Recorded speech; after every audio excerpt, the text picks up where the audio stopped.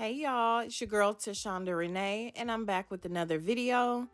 In today's video, I'm making some baked macaroni and cheese, and it's gonna be very simple to make. There's no Velveeta, there's no roux, and there are no eggs in this recipe. So if you would like to see how I do it, please stay tuned. All right, jumping right into the recipe. The first thing you're gonna do is boil your macaroni. And I'm going to be boiling 3 cups of elbow macaroni. You want to make sure to salt your water. And when I say salt your water, I do mean heavily salt the water. Don't go crazy, but you definitely want to make sure your noodles are seasoned when they come out of the water. So once you get the macaroni into the water, you want to go ahead and stir it immediately. Just stir it, making sure nothing is stuck together and nothing is sticking to the bottom of the pot. Stir the noodles periodically while they boil, but pretty much you can leave them alone, and you're gonna follow the package instructions on the cook time. Now you can work on your cheese sauce. So over a medium heat in a heavy bottom pot, I'm gonna add 1 cup each of evaporated milk and heavy whipping cream. To that, I'm going to go ahead and add my cheeses. And I didn't shred my cheeses. What I did was just dice them up. So I'm adding 16 ounces of sharp cheddar, 8 ounces each of Colby Jack and Gruyère. And then later, I'm going to add some cheddar cheese. So now you're just going to continue to stir your cheese, allowing it to melt slowly. You want to keep your fire set at a medium heat. At no point do you want your milk to boil or to heat up so much that it's about to boil. That is not necessary, and you do not want to burn your cheese. Now, to season the cheese sauce, I keep it very basic. For me and this recipe, onion powder, garlic powder, seasoned salt, diced onions, and crushed garlic. That is not necessary for macaroni and cheese, in my opinion. For this recipe, I keep it very basic. I season it with salt, black pepper, and ground mustard. That's it. So you'll go ahead and season it however you see fit for your kitchen and your taste buds, but salt, black pepper, and ground mustard for me and mine. So you're going to add your seasonings to the cheese sauce and mix it together until it's well combined. And then you can go ahead and turn your heat off. Your cheese should be melted and your macaroni noodles should be done. Now, once your noodles are done, do not rinse the noodles. All you want to do is pour the macaroni into a colander and allow the water to drain off of those noodles.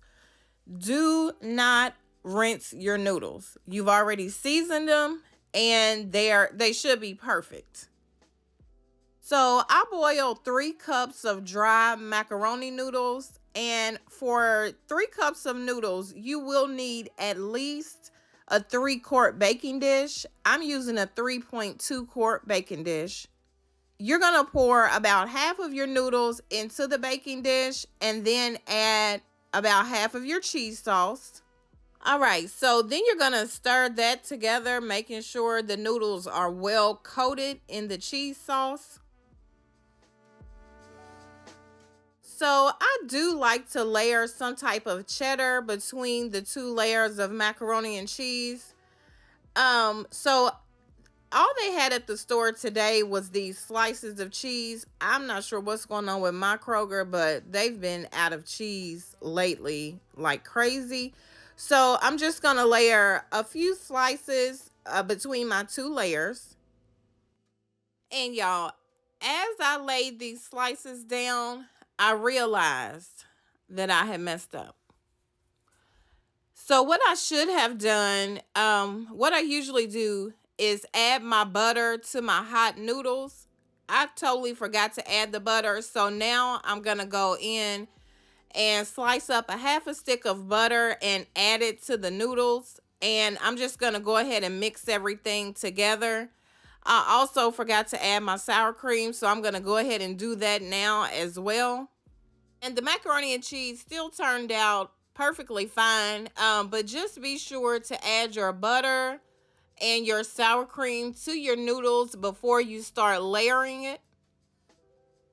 So I added a half stick of butter, and my butter is salted butter. I do not buy unsalted butter, so I always use salted butter in all my recipes.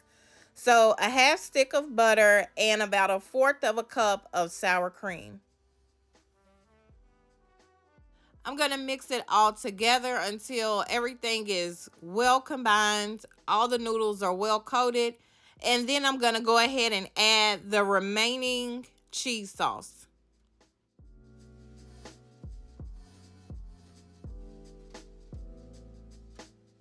Okay, so now I'm going to go ahead, stir it together, making sure all the noodles are completely saturated with the cheese sauce. And I am going to go ahead and season it again. I'm going to add a little more salt, black pepper, and then I'm adding a teaspoon of granulated sugar. Yes, I am adding sugar to my macaroni and cheese. Adding the sugar is not going to make the macaroni and cheese sweet. It's not going to have a sweet taste at all. The sugar actually enhances the flavor of the cheeses, and it just helps to marry all the flavors together. It really is a game changer. I think if you try the sugar, you really would enjoy it in your macaroni and cheese. So once you mix all that together, you're going to go ahead and add 8 ounces of Colby Jack cheese to the top. And you're going to bake your macaroni and cheese at 350 degrees for about 30 to 40 minutes until the top is the color that you prefer. Now, my mom likes hers brown on the top. I do not. I want mine to be yellow and pretty. But because there's no eggs in this macaroni and cheese, everything is already done. It really just has to heat up, and you just have to allow the cheese to melt on the top. So just bake it for about 30-40 minutes. And once you get that desired color on the top, go ahead and take it out. Also, it is not necessary to cover your macaroni and cheese when you bake it if you make a cheese sauce, because you're just letting everything melt. Now, if you do not make a cheese sauce and you just put all your cheese in, I do suggest covering it. But if you follow this recipe, go ahead and bake it uncovered. And this is what it's going to look like once it comes out of the oven. This macaroni and cheese is absolutely delicious. It is piping hot, and I do suggest waiting 5 to 10 minutes before you dig in, but I couldn't wait. I went ahead and dug right into it once I took it out of the oven, and this is what it looks like.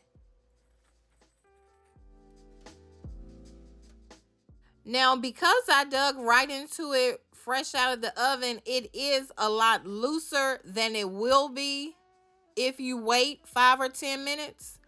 But this is it, y'all. It is absolutely delicious. I definitely hope you'll give this recipe a try, because I am sure you're going to enjoy it.